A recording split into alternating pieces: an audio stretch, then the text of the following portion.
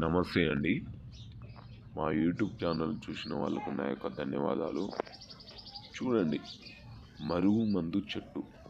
ఈ చెట్టు పేరు పిల్లడుగు చెట్టు అని అంటారు. ఈ పిల్లడుగు చెట్టుతోని మరుగు మందు అనేది తయారు చేయడం అనేది జరుగుతుంది.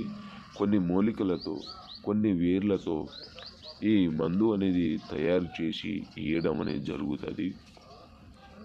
భార్యాభర్తలకు, అత్త కోడలకు, ప్రేమికులు విడిపోయి బాధపడిన వాళ్ళకు ఈ మరుగు మందు పెడితే మీ వెనక వాళ్ళు కుక్కలాగా తిరగడం అనేది జరుగుతుంది.